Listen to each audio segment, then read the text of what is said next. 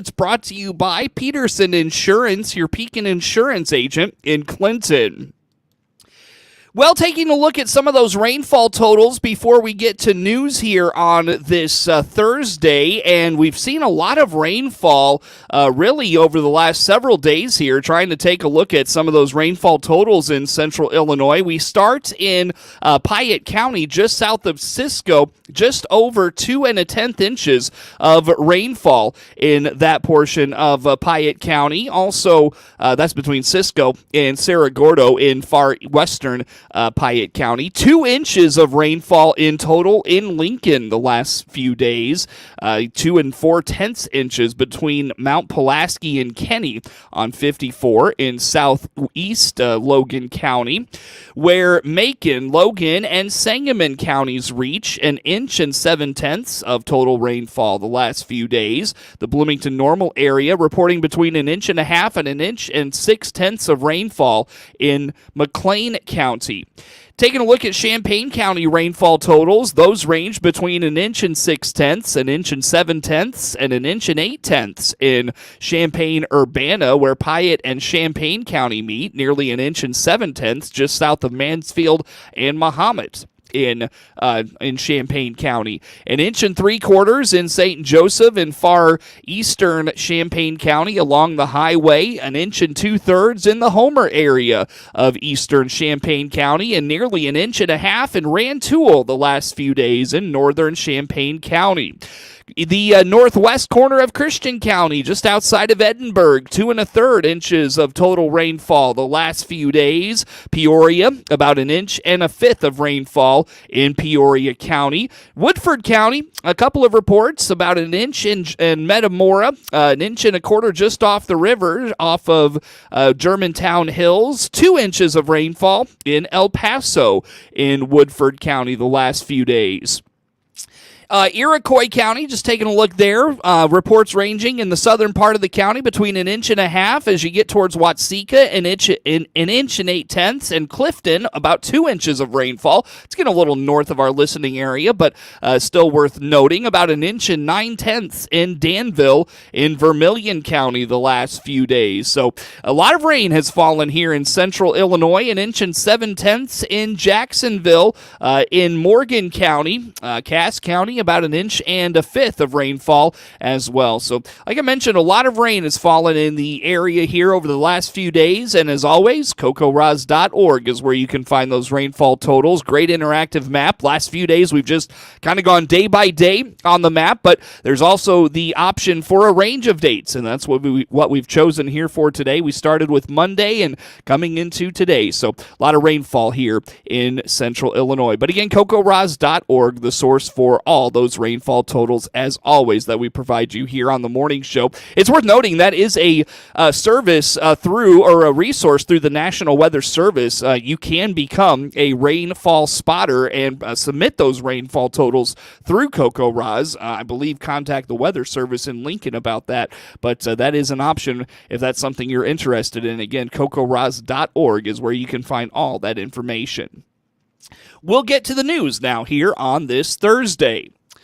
Clinton nonprofit is praising the Clinton Chamber of Commerce for its annual opportunity to be showcased at its Business Expo. Last week, the Chamber hosted its annual Expo, and while participation was a little down this year, the event still drew a good crowd. On the WHOW Morning Show Wednesday, Josh Thielen with the Legion praised the opportunity the Business Expo provides to promote ways for anyone to get involved with the Legion. You know, we take advantage of the Business Expo just to get extra information out. Just say, hey, look, here's some of the programs we have to offer. Try to find people that might be interested in joining. We've got a spot for everybody. Whether if you served in the military, then join the Legion. Mm-hmm. Maybe you're a son of a veteran. You can be with the Sons of the American Legion, mm-hmm. or the spouse of a veteran. Join the auxiliary. Mm-hmm.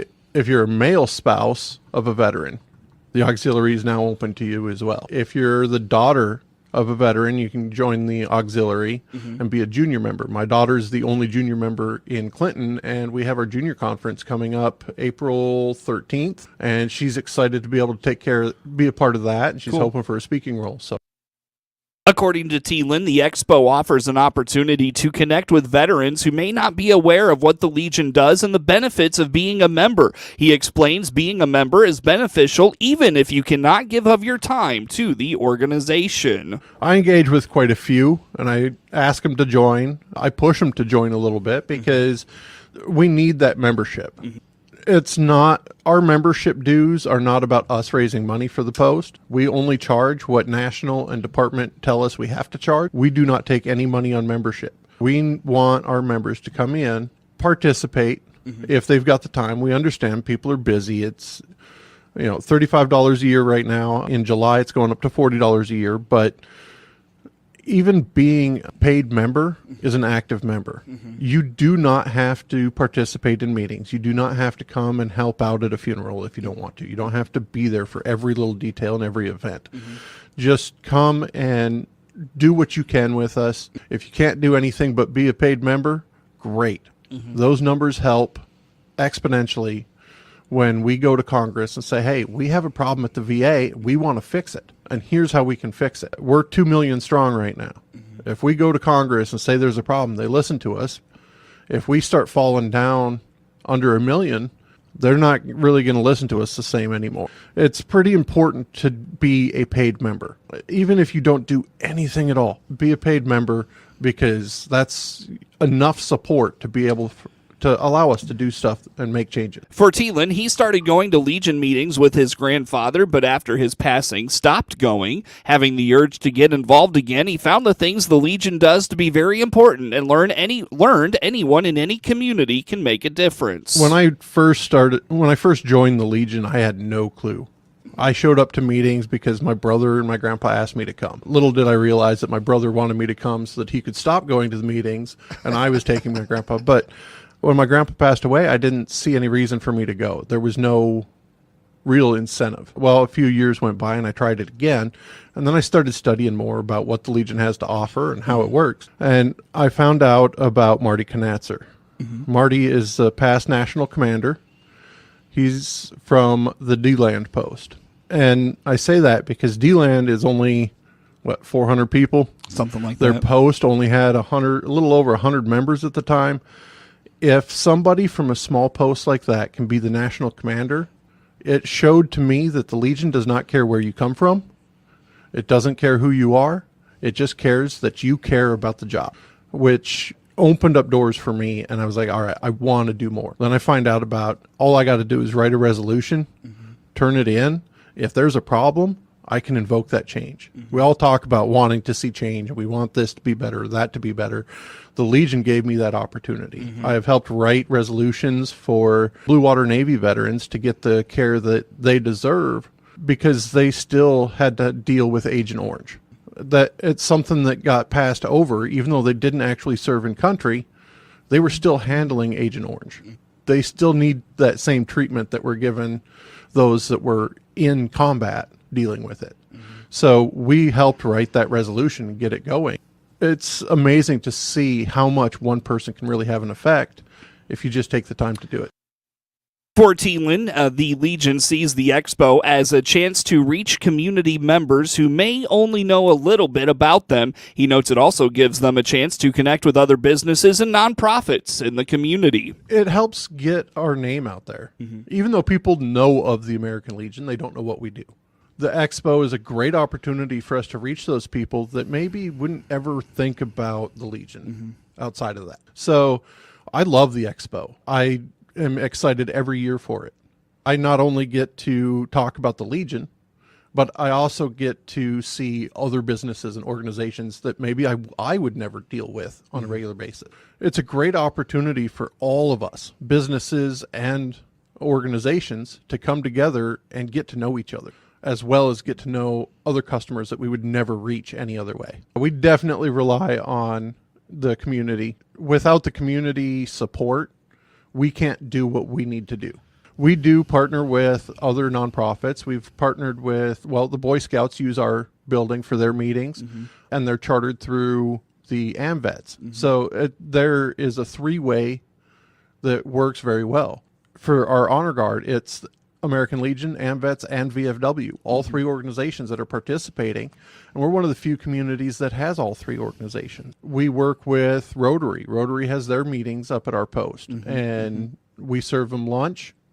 It's a great relationship with them. Thielen hopes any veterans in the community who are not already a part of the Legion will consider joining. He encourages them to follow the Legion on Facebook, or you can friend Thielen and Facebook message him directly about getting involved. The second year of the deer donation program through the University of Illinois Extension was a huge success. Caitlin Mellendorf is a nutrition educator at the U of I Extension in DeWitt, Macon, and Piatt counties and indicates the second year was even better than the first. They were pleased with all the hunters and meat processors that participated in the program this year. So this was the second year of donation, and our hunters just blew it out of the water. So last year we had a little over 8,000 pounds of meat donated. This year we just, again, those hunters blew it out of the water. They donated more than 12,000 pounds to the program. We also expanded the territory, so we went from 12 counties to 16 counties this year, and so that meat got distributed to more than 50 food pantries across that 16 counties in East Central Illinois. And so I just want to say thank you to all of the partners that participated. So our hunters, of course, and then we had a number of meat processors throughout that 16 counties that did the legwork of that, right? They processed all that meat for us, and then to our drivers that took the meat to food pantries. And then, of course, to our food pantry managers, thank you for sharing it with your guests and helping promote deer and sharing the recipes that we had and just kind of talking about, general use of venison. So we are super excited. Yeah, I know hunting season has been over for a couple of months, so it is kind of strange maybe to bring it back up now, but we are still wrapping up data and kind of getting our end of year stuff put together, so this is why it's still on my mind. According to Mellendorf, the deer donation program is a collaboration between hunters, meat processors, and food pantries to help reduce food insecurity in East Central and Southern Illinois. So the Illinois Deer Donation Program is a partnership of meat processors, hunters, and food pantries with the goal of reducing food insecurity across East Central Illinois. And so hunters will go out hunting. They will take their harvested deer to one of our partnering meat processors, and from there, the processors take care of everything. The hunter is not expected to pay for the processing, and so all of that meat will be ground into burger and then placed in 1 or 2 pound packages by the processor, and then that gets frozen and sent out to our partnering food pantries, where they get to share that meat with guests. And then we have many, many resources and educational materials to share with those guests about recipe ideas, general nutrition about venison for folks that have maybe never had venison and they're like, what is this? And then some recommendations on storage, because they're getting a frozen product, so making sure that they can safely thaw and cook that product when they're done. So for hunters next year, get your hunting gear ready, get your deer tags if you have the opportunity to purchase additional deer tags and do additional hunting. That's great. I know we have hunters that have said, I want to hunt more, but I don't have the freezer space to go through all this deer. I don't have the network to give away a lot of deer. This is an excellent way to keep hunting and still donate more. The goal is to continue to grow the program throughout the state of Illinois, and Mellendorf believes it will have to be a slow but steady growth over time. She hopes hunters will be on the lookout for information about the program later this year for the 2024 deer hunting season. News time is 22 minutes after 7 o'clock on this Thursday. Plenty more coming your way next on The Morning Show. This is Scott Baum at Baum Chevrolet Buick here in Clinton. We believe in putting customers first. That's how we started, and it's why we go the extra mile for our customers. Looking for a new or used vehicle? We have transparent pricing for new and used cars, trucks, SUVs, and crossovers. See all our pricing and pictures online at your convenience. Or come in and visit our full-service team today at Clinton or Farmer City. BaumChevyBuick.com. Right from the start. News time is 23 minutes after 7 o'clock on this Thursday. Again, I'm Seth Lawrence with you folks today for this expanded local newscast. 2024 is a big year for periodical cicadas in Illinois. University of Illinois Extension horticulture educator Ken Johnson has more. We've got 2 broods coming out in Illinois, brood 13 in the northern part of the state, which is a 17-year cicada, brood 19 in the central and southern part of the state, which is a 13-year. This is the first time it's happened since 1803, so it's going to be amazing. So with our periodical cicadas, they've kind of evolved and they've synced their life cycles up. So they take place either over 13 or 17 years, and then they kind of emerge all at once, kind of en masse. So that's what we call a brood. It's just a group of cicadas that are coming out in a particular year.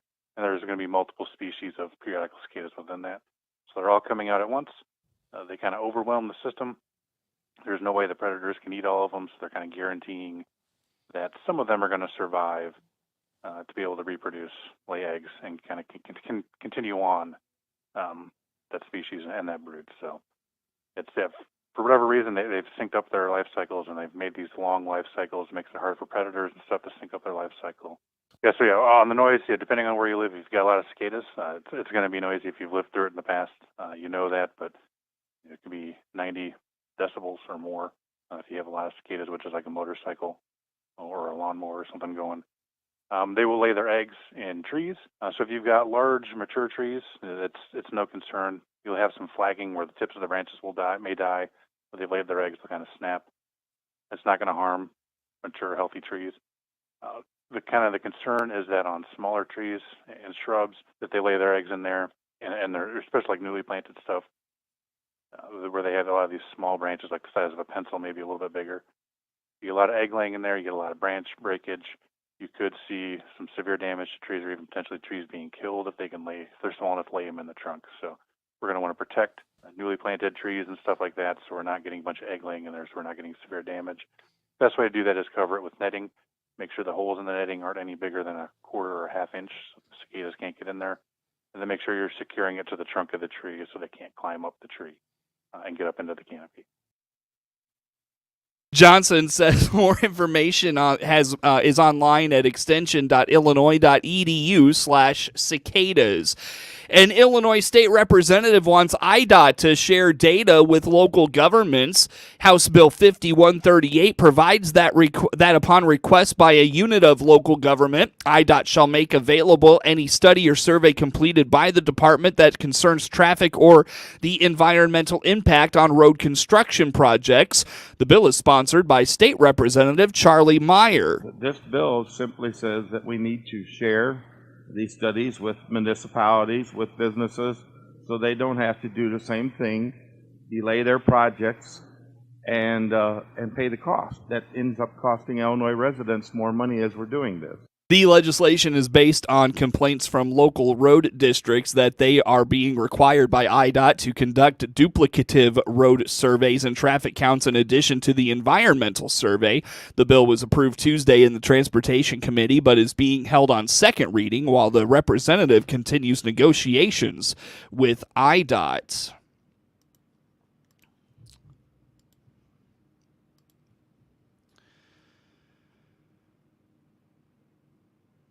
It's not just the name of what was previously known as the U.S. Spring Flood Outlook that is different about the 2024 forecast of potential flood events this season. Rod Bain has this report. Once called the Spring Flood Outlook, the National Oceanic and Atmospheric Administration removed the word flood from its weather outlook for the season. USDA meteorologist Brad Rippey says for spring 2024, that is appropriate in that we are not expecting any significant spring flooding across the northern plains or the upper Midwest, a big departure from what we normally see in these outlooks. As a combination of antecedent drought the past 3 years and below average snowfall over the winter is expected to result in no flooding in that region.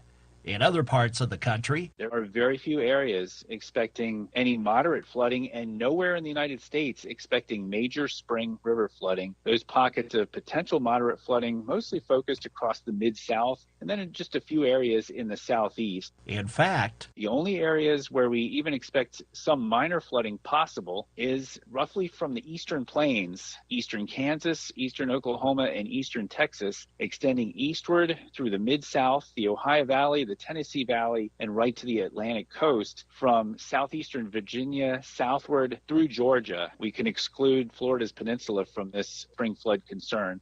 one minor flood risk area this spring, some watersheds in the Great Basin extending into southeastern Idaho. A pretty benign spring flood outlook given that antecedent drought from 2020 through 2023 as recovery from that continues, and then the relatively dry winter and snowless winter in some of the key watershed areas of the upper Mississippi Valley. And that, Rippey says, lends itself potentially to having a third consecutive year of low river flows, especially late summer into autumn in parts of the Missouri, Mississippi, and Ohio valleys. That's a little bit too early to get a real good handle on, but given some of these antecedent conditions, drought in the upper Midwest and long-term drought looking further back, there is at least some risk that we could see low flows in some of our key watershed areas of the Mississippi and extending into the navigable waters of the middle and lower Mississippi Valley and the lower Ohio Valley that many producers depend on moving fertilizer shipments north and grain and oilseed crops south as we get to the autumn and into the early part of the winter. So something to keep an eye on. I'm Rod Bain reporting for the U.S. Department of Agriculture in Washington, D.C. News time, 29 minutes after 7 o'clock on this Thursday. Coverage of news is brought to you by Baum Chevrolet Buick in Clinton, your Silverado headquarters, and the morning show streams to Facebook and YouTube. Brought to you by Peterson Insurance, your Pekin Insurance agent in Clinton.